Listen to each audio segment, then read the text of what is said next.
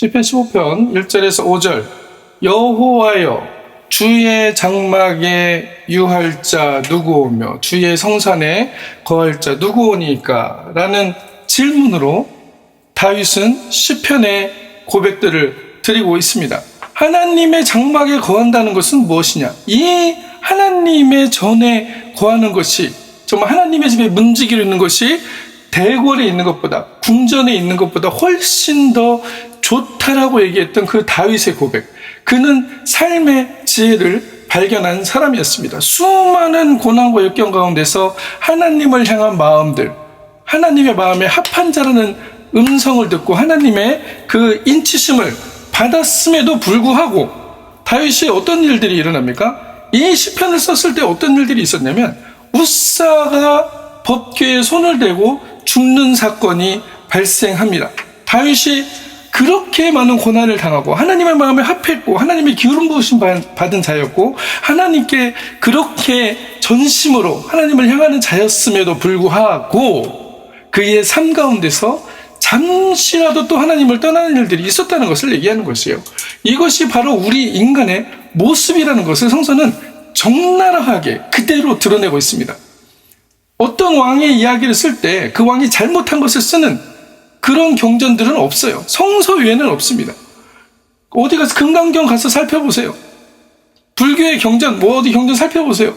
모든 것이 완벽하고 좋은 것만을 써냅니다. 그러나 성서는 우리의 삶을 그대로 이야기하고 드러내고 있다. 왜? 그 안에서 역사하시는 하나님을 드러내기 위한다는 것이죠. 하나님이 우리의 삶에 그대로 그렇게 내가 하나님을 잘 섬길 때도 내가 하나님을 못 섬길 때도 하나님은 어떠한 분이시다? 나를 그대로 사랑하고 계시는 분이다. 그러면 문제는 누구한테 있었어요? 나한테 있었다는 것입니다. 내가 하나님으로부터 멀어졌고 내가 하나님으로부터 벗어났던 것이지 하나님은 언제나 그 자리에 계셨다. 하나님은 언제나 그 사랑의 자리에서 우리가 돌아오는 것을 기다리고 계시다. 얼마나 기뻐하고 계시는가. 얼마나 기뻐하면 양 99마리를 우리에다 놓고 한 마리를 찾아서 떠나시는 그 아버지의 마음이 아직도 우리에게 그대로 적용되고 있다는 것을 성서는 이야기하고 있습니다. 다윗을 통해서 우리가 볼 수 있는 것이 무엇이냐? 다윗은 승리자였다. 다윗은 골리앗을 때려 눕혔다. 다윗은 모든 싸움에서 많은 승리를 얻은, 사울이 죽인 자는 천천히요 다윗이 죽인 자는 만만이라는 그런 승전고를 울린 사람이기도 했으나 그의 인간적인 삶 안에서 그렇게 하면 우리는 범접할 수 없는 사람이 돼요. 저 사람은 범접할 수 없어. 인간에게 범접할 수 없다라는 말을 쓰는 것은 사실은 불가합니다. 왜? 내면적으로 그의 삶을 돌아봤을 때 하나님 앞에 우리가 벌거벗겨져서 서 있을 때 하나님 앞에서 우리는 죄인이기 때문에 완벽할 수 없다는 것을 얘기합니다. 오늘 다윗의 이야기, 다윗의 고백에도 그 이야기가 나오는 것입니다.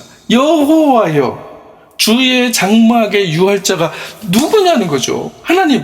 이 웃사의 사건을 통해서 다윗이 깨달은 게 있다는 것을 얘기하는 것입니다. 그 민수기 7장에 고핫 자손이 그 하나님의 법궤를 메고 옮기게 되어 있어요. 이것이 하나님이 정하신 율례입니다. 왜 그것을 하나님께서 율례로 지으셨냐? 이것을 우리가 조금 더 확대해서 생각해 본다면 우리가 주님의 일을 한다고 하고 하나님의 길을 간다고 하면서 나의 십자가를 지지 않으려는 그런 일들이 많다는 것을 얘기합니다. 예수님께서 뭐라고 하셨어요? 하나님의 길을 가려면 나를 따라오려면 예수님이 살아간 길이 하나님이 원하시는 길이었잖아요. 그렇죠? 예수님이 살아간 그 길이 하나님이 정직하다고 얘기하신 길이었어요. 하나님이 옳다고 의롭다고 얘기하신 길이었어요. 그 길을 가려면 어떻게 하라는 것입니까? 나를 부인을 하고 자기 십자가를 지고 나를 좇을 것이라. 두 가지 일을 명하셨습니다. 나를 부인하는 것. 나를 부인한다는 게 뭐예요? 나는 아무것도 아닙니다. 주님, 나는 아무것도 아니에요. 나는 아주 비천한 사람입니다. 라고 얘기하는 그 고백에 나를 부인함이 들어있을까요? 당연히 들어있을 수 있습니다. 들어있을 수 있어요. 그러나 그 고백 안에서도 자기 부인이 들어있지 않을 때가 있습니다. 우리는 그것을 하나님의 말씀 위에 그가 그것을 가지고 실천하는지 안 하는지에 대한 시금석으로 삼고 그 삶의 열매를 보고 알 수 있다라고 예수님께서는 얘기합니다. 자기를 부인한다는 것은 무엇이에요? 나의 뜻과 하나님의 뜻이 상충했을 때 나를 포기할 수 있다는 얘기를 하는 것입니다. 나의 뜻을 포기할 수 있다는 것을 얘기합니다. 끝까지 그 나의 신념을 끝까지 밀고 나가면서 이것이 하나님의 뜻이라고 얘기하지 않는다는 것이죠. 그 하나님의 음성에 민감한 사람들, 그 하나님의 음성에 깨어있는 사람들, 그 하나님의 음성을 알아차리는 사람들을 하나님은 하나님의 자녀라고 말씀한다는 것입니다. 그렇게 될 때만이 우리 삶의 하나님의 나라의 열매들이, 하나님의 선한 영향력들이 이웃과 나가 같이 서로 사랑하며 살아가는 그 삶의 열매들이 맺혀지게 된다는 것을 말씀하고 있습니다. 그래서 자기를 부인하라 라고 말씀하는 것이에요. 마음의 태도, 그 마음의 태도에서 삶의 열매가 맺힌다는 것을 얘기하고 있습니다. 아무리 겸손한 듯이 내가 얘기하고 하나님 앞에 입술로 고백하면서 이 고백을 하나님께 드린다고 해도 하나님께서 그 고백을 기쁘게 받으시지만 그 고백 다음에 무엇이냐? 그 다음은 무엇이냐? 그 다음에 대한 이야기가 없다면, 그 다음에 대한 열매들이 없다면 궁극적으로 어떤 사람들이 된다는 것입니까? 나더러 주여 주여 하는 자마다 아버지께로 올 것이 아니라고 했던 그 사람들이 되어진다는 것을 말씀하고 있습니다. 변질되어진 사람들이죠. 주님을 자신의 도구로 사용하려는 사람들, 주님을 내 소원을 이루는 도구로만 사용하는 사람들, 그리고 나서 내 소원이 이루어지고 내가 만족해지면 하나님 언제 믿었어? 하나님이 언제 있었어? 내가 이뤘어라고 얘기하는 그 사람들이 되어져 버린다는 것을 얘기하고 있습니다. 이것은 누구에게나 적용될 수 있는 얘기예요. 다윗 똑같았습니다. 웃사가 그 법궤를 손대서 죽은 이유가 뭐예요? 고핫 자손이 어깨에 메고 가야 되는 법궤를 수레에 실었다는 것입니다. 그 수레에 싣고 가다가 어떻게 됐어요? 자기 짐을 지지 않으려고 했다는 것이죠. 자기를 부인하고 네가 생각하기에 이것이 더 용이하고 네가 생각하기에 이것이 더 좋은 길로 갈 것 같고 이것이 더 빠를 것 같은데, 인간의 생각으로 얘기하면 어깨에 메고 가는 것보다 수레에다 싣고 가면 더 빠르잖아요. 그렇죠? 그런데 하나님께서는 그 율례 안에 자기의 부인과 자기의 헌신과 말씀의 순종함이 있었는지 없었는지를 보셨다는 것을 말씀하고 있습니다. 그러면서 웃사가 그것을 막으려고 했을 때 하나님의 법궤가 떨어졌는데 그건 막아야지, 안 막아요? 그 소중한 하나님의 영광에 임하는 법궤가 떨어지는데 안 막습니까? 그냥 보고만 있습니까? 그럼에도 불구하고 그 사건이 일어났다는 것을 성서는 증언하고 있다는 거예요. 다양한 해석들이 있습니다. 이 사건에 대한 다양한 해석들이 있지만 오늘 다윗은 그것을 통해서 무엇을 배웠다고 얘기합니까? 주의 성산에 거할 자 누구이며, 하나님의 집에 거할 자 누구이며, 내가 하나님의 집에 있다는 것은 무슨 말이에요? 하나님의 영광 안에 있다, 하나님의 함께 하심이 계속적으로 드러나는 그 삶 가운데 있다는 것을 얘기하는 것입니다. 그 하나님의 삶 가운데 있을 때만이 사람은 복되고 사람은 행복하고 사람은 살아갈 수 있는 에너지와 힘들을 공급받고 살아간다는 것을 말씀하고 있는 것이에요. 주의 장막에 거할 자 누구이며 주의 성산에 거할 자 누구입니까? 라고 질문을 던지는 거예요. 여호와요. 과연 누가 던질 수 있습니까? 누가 거할 수 있습니까? 누가 정말 하나님의 집에, 하나님의 집은 저 예루살렘 성전에 있는 그 성전만이 하나님의 집이었습니까? 그렇지 않습니다. 하나님께서 말씀하신 하나님의 집은 어디에 있어요? 너희 안에 하나님의 나라가 있고 너희가 바로 하나님의 성전이라고 예수님께서는 분명하게 말씀하셨습니다. 그것은 어떤 의미예요? 하나님이 우리 안에 거하고 계신다는 것을 얘기한다는 것입니다. 이것을 그냥 추상적으로만 생각하는 사람도 있어요. 이것은 하나님의 현실이라는 것을 얘기하고 있습니다. 우리 안에 거하시는 그 하나님을 우리가 신뢰하고 믿고 나아갈 때 어떤 일들이 일어나요? 정직하게 행한다는 것을 말하는 것입니다. 도덕적인 정직함이 아니에요. 하나님 앞에 정직함을 얘기하는 것입니다. 하나님께서 뭐라고 말씀하십니까? 스스로 속이지 말라. 하나님은 만홀이 여김을 받지 아니하느니 사람이 무엇으로 심든지 그대로 거두리라 라고 말씀하셨습니다. 그것은 무슨 말이에요? 열매를 보고 그 사람의 마음의 태도를 안다는 것이에요. 내가 아무리 주여 주여 했어도 하나님 나라의 열매가 맺히지 않았다면 귀신이 나가고 방언이 터지고 사람들이 고쳐졌는데 주님이 함께 하신 게 아닙니까? 라고 물어봤을 때 주님이 뭐라고 합니까? 내가 너희를 도무지 알지 못한다. 그럼 우리가 무엇을 했어야 하나님의 나라로 인침을 받느냐? 하나님 앞에 정직하게 주님이 정말로 창조주시고 주님이 나의 구주가 되셔서 나의 삶을 이끌어가고 계시고 내 삶에 언제나 함께 숨쉬고 계시고 내 안에 함께하고 있다는 것을 그대로 고백하며 나가는 사람들, 이 사람들에게는 무슨 일들이 일어납니까?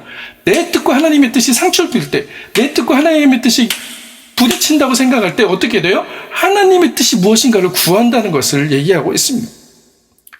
이것은 우리의 비전을 포기하라는 의미가 아닙니다. 내가 가지고 있는 소망을 포기하라는 의미가 아니에요.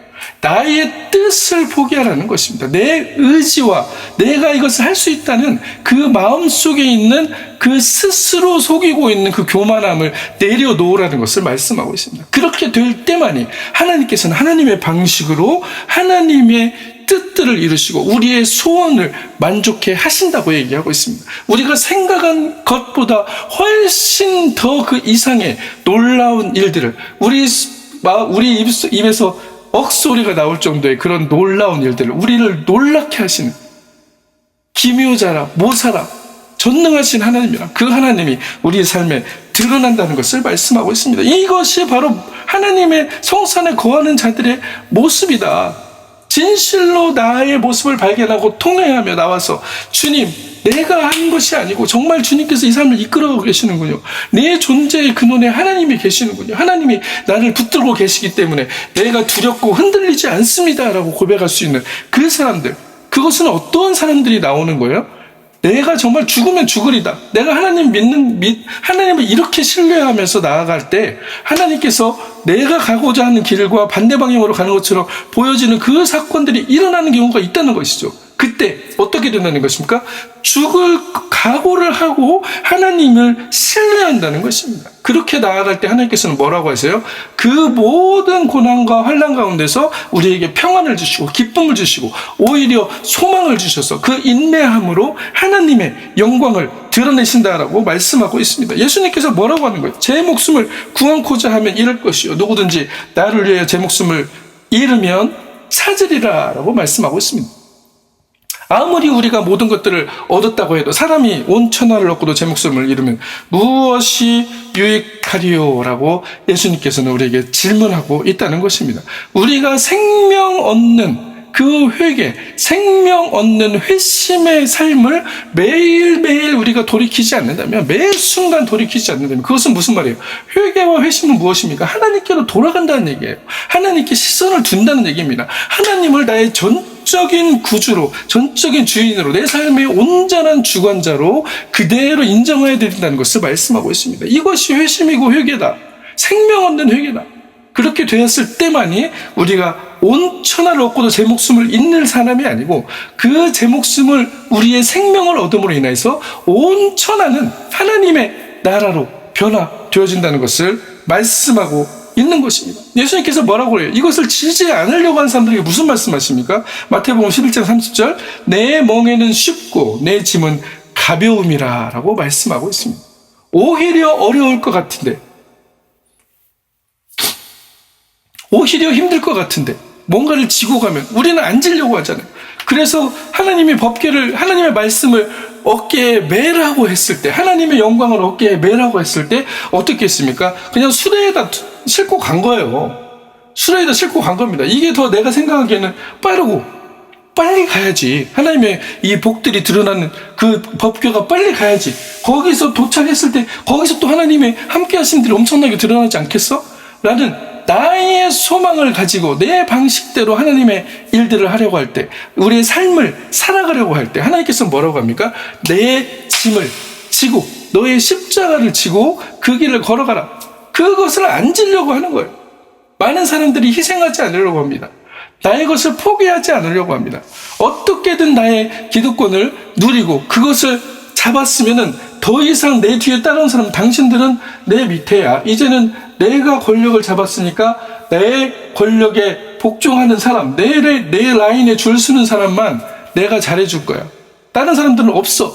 라고 자신이 스스로 우상이 되어서 왕노릇하는 경우가 얼마나 우리 삶에 맞냐는 것입니다. 이것이 유독 정치만의 얘기가 아니라는 것이죠. 정치, 교회, 사회, 문화, 경제 모든 부분에서 심지어 어린아이들과 같은 그런 어린아이와 같은 사회에서도 그런 일들이 일어나고 있지 않습니까? 이것이 왜 이런 일이 일어나고 있어요? 하나님의 나라를 기다리고 사모하고 그 나라를 향하여 걸어가려고 하는 그 나를 버리고 걸어가는 하나님의 짐을 지고 하나님의 십자가를 지고 걸어가는 그 마음들이 없기 때문이라고 성서는 이야기하고 있는 것입니다. 주의 성산에 거할 자 누구며 주의 장막에 유할 자가 누굽니까? 라고 다윗은 오늘 그래서 한 번 더 그 사건을 통해서 질문하고 있다는 것입니다. 내가 그렇게 하나님 많이 경험했고 내가 그렇게 하나님의 영광을 많이 드러냈고 내가 골리앗을 때려 눕혔는데 내가 하는 것이 하나님이 원하시는 것이지 라고 생각했던 그 다윗의 삶에 하나님은 다시 한번 들어오셔서 뭐라고 하셨습니까?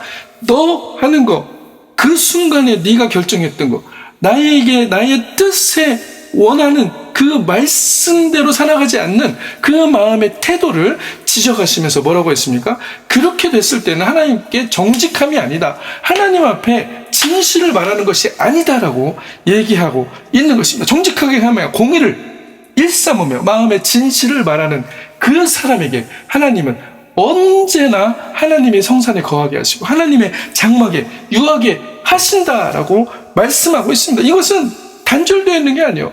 이미 우리의 주어진 복들입니다. 이미 주어진 하나님의 놀라운 누리게 하심이에요. 근데 이것에 다가갈 수 있는 사람들은 누구냐는 것입니까? 나의 삶 가운데서 진정으로 하나님의 나라를 고대하는 사람들, 그 사람들에게 하나님께서는 그 길들을 열어주신다. 이런 사람들의 열매가 어떻게 나타나는 것이에요? 혀로 참소하지 않고 이 혀로 참소하는 것이 바로 벗에게 행악을 한다는 것을 말하고 있습니다. 이웃을 회방한다는 것이에요. 이 혀로 참소함으로 인해서 혀로 비방함으로 인해서 뭐라고 그럽니까?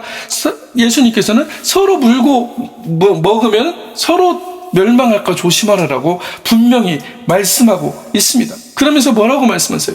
남을 저주하지 말고 뭐라고요? 축복하라 라고 말씀하시는 것입니다. 이것을 행하는 사람들에게 하나님의 성산에 거하는 그 누림의 축복들이 드러난다는 것입니다. 그렇기 때문에 우리는 우리 삶 가운데서 공동체 안에서 사회에서 수많은 사람들이 저 사람을 깎아내려야 내가 올라간다고 생각하는 그 사탄의 가치들을 버려버리고 정치든 경제든 어디든 똑같잖아요. 문화든 모두 다 내 이웃이 나의 말은 아니라고 서로 사랑한다고 하면서 속으로는 다 경쟁자로 생각하고 그를 어떻게든 밟고 올라서야 된다고 생각하고 서로 그들을 비방하고 뒤에 가서 수근수근 하면서 그 사람을 어떻게든 깎아내려야만이 내가 올라간다고 생각하는 이 사고방식, 마음의 태도 이것을 바꾸지 않는다면 하나님께서는 정직하다, 진실하다, 의롭다라고 얘기할 수 없다는 것을 얘기하고 있다는 것입니다. 하나님의 성령을 받은 사람들은 이것을 거부하는 사람들이 되어야 됩니다. 얼마나 입이 간질간질해요. 남들 얘기하려고 하면 얼마나 입이 간질간질합니까? 막 그냥 에너지가 더 생겨나는 것 같죠? 되게 나하고 서로 비방하는 사람하고 되게 친해진 것 같은 느낌이 들죠. 그러나 결국 그것들이 모두 어떻게 됩니까? 나에게 화살이 되어서 그 관계가 틀어졌을 때 화살이 되어서 오히려 그것을 가지고 공격당하는 경우가 얼마나 많습니다. 인간의 모습이 이렇다는 것을 얘기하는 것이죠. 그렇기 때문에 어떻게 하라는 것일까요? 하나님께서 그 사람을 비방하고 저주하고 판단하고 끌어내리려 하지 말고 그 사람을 축복하라 라고 말씀하고 있는 것입니다. 이것을 이 입술의 열매를 드리는 사람들이 바로 하나님의 성산에 거하는 사람들이다. 내 생각과 내 이성들로 옳다라고 생각하는 것, 내 생각과 이성들을 통해서 이것이 유익하다고 생각하는 것을 포기하는 삶, 그것이 바로 거부하는 삶, 결단하는 삶, 이 용기 있는 결단을 하는 사람들을 자기를 부인하는 사람들이다라고 하나님께서는 말씀하시고 자기 십자가를 지는 사람이라고 말씀하고 있는 것입니다. 하나님이 경영하는 삶에 들어오는 사람들이라는 것을 말씀하고 있는 것입니다. 오늘 마지막 절에 뭐라고 나옵니까? 마지막 절에 별일로 대금치 않으며 뇌물을 받고 무죄한 자를 해치 아니하는 자니 이런 사람들이 이런 삶의 모습들이 드러난다는 것이죠. 망령 뛴 자를 멸시하고 여호와를 두려워하는 자를 존대하고 마음에 성원한 것은 해로울지라도 변치 않고 이런 일을 행하는 자는 뭐라고 오늘 마지막 절에 나옵니까? 영영이 요동치 않는다라고 시편 기자는 고백하고 있습니다. 영영이 요동치 않는 삶, 이거는 바로 하나님께서 경영하는 삶을 얘기하는 것입니다. 하나님께서 우리의 삶을 이끌고 계시고 내 모든 경영이, 나의 영원하신 그 기업은 하나님으로부터 상속받은 것이다. 하나님으로부터 연결되어서 그 기업의 축복들이 들어온다. 내 삶의 모든 것들이 그렇게 이루어지고 있다는 것을 현실과 같이 보는 사람들, 내 눈이 보는 것 같이 그것을 믿음의 눈으로 보고 미래를 현실로 끌어오고 과거에 있던 그 슬픔과 상처들을 현실로 가져와서 그것들을 치유하는 사람들을 얘기한다는 것입니다. 거룩한 성산에 거할 수 있는 사람들, 거룩한 성산에서는 무엇이 있습니까? 하나님을 찬양하고 기뻐하고 감사하는 삶들이 넘쳐난다는 것을 얘기하고 있습니다. 우리의 삶 가운데 이런 삶들이 있습니까? 정말로 비방하고 저주하고 어떻게든 그 사람을 꺾어내리라고 마음속에 그 경쟁의 마음들로 어떻게든 그 사람을 밟고 올라가야 된다는 그런 마음들이 있는 것이 아니고, 진실로 나다나엘과 같이 하나님의 나라를 소망하는 그 사람, 하나님께서는 그 사람을 뭐라고 합니까? 주의 성산에 거할 자라고 얘기하는 것입니다. 말씀에 순종하는 사람이라는 것이죠. 하나님의 말씀을 어깨에 메고 하나님의 영광을 어깨에 메고 그것을 걸어갈 때 예수님께서는 우리의 삶에 놀라운 능력과 힘으로 우리의 삶에 드러난다는 것이에요. 여러분, 에너지가 없습니까? 맨날 영양제 먹는데, 비타민C 먹는데 왜 이렇게 힘이 없어요? 라고 생각하시는 분들, 하나님으로부터 힘을 얻으시길 바랍니다. 하나님은 이미 힘을 주셨어요. 여러분들 살아가고 숨쉬고 있고 걸어가는 것 자체가 하나님으로부터 오는 힘입니다. 이것에부터 감사하고, 이 작은 삶부터 감사하고 기뻐하고 즐거워하고 찬송하며 나갈 때 우리의 입술에서 나오는 그 부정적이고 두려워하고 불안해하고 남들을 비방하는 말들이 사라지고 축복의 말들로 변하면서 여러분들의 삶 자체가 축복의 삶으로, 하나님이 경영하는 삶으로 들어가신다는 것을 말씀하고 있습니다. 이는 하나님의 경영하시고 지으실 터가 있는 상을 받았음이라. 히브리서 11장 10절. 믿음으로 아브라함은 부르심을 받았을 때 순종하여 장래 기업으로 받을 땅에 나갈새 어떻게 나갔다? 갈 바를 알지 못하고 나갔으며 믿음으로 저가 외방에 있는 것 같이 약속하신 땅에 우거하여, 약속하신 땅에 계속 머물렀다는 것입니다. 어떤 일이 와도 하나님을 끝까지 신뢰했다는 것이죠. 동일한 약속을 유업으로 함께 받을 이삭과 야곱으로 더불어 장막에 거하였으니 이는 하나님의 경영하시고 지으실 터가 있는 성을 받았습니다. 우리가 만들어놓은 우리의 업적과 우리가 만들어놓은 우리의 성공으로 이 삶을 누리며 살려고 하지 마시고, 하나님이 경영하시고 하나님이 만들어내시는 그 터 위에서 우리가 살아갈 때만이 우리에게는 진정한 복이 들어온다는 것입니다. 그 진정한 복으로 살아가야 되지, 내가 경영하고 내가 이뤄낸 것 위에서 내가 살아갈 때 그 복같이 보이는 그 수많은 풍요로움들이 나에게 오히려 독이 되고 내 자녀들에게 독이 되는 일들이 얼마나 많았는가를 우리는 기억합니다. 하나님을 잃어버린 자들이 가지고 있는 풍요는, 하나님이 잃어버린 자들이 가지고 있는 권세와 명예는 모든 것이 다 하나님의 영광을 위해 사용될 수 없기 때문에 결국 나에게 독으로 다가오는 거예요. 만나의 비유를 보세요. 아무리 많이 거둬도 이것이 곰팡이가 나고 썩어버렸습니다. 하나님으로부터는 생명을 얻는 그 회심의 마음으로 매일을 살아갈 때 우리는 하나님이 경영하신 터전 위에 하나님의 기업을 세우실 줄 믿습니다. 이렇게 될 때만이 하나님께서 하나님의 영광을 우리의 삶에 드러내시는 거예요.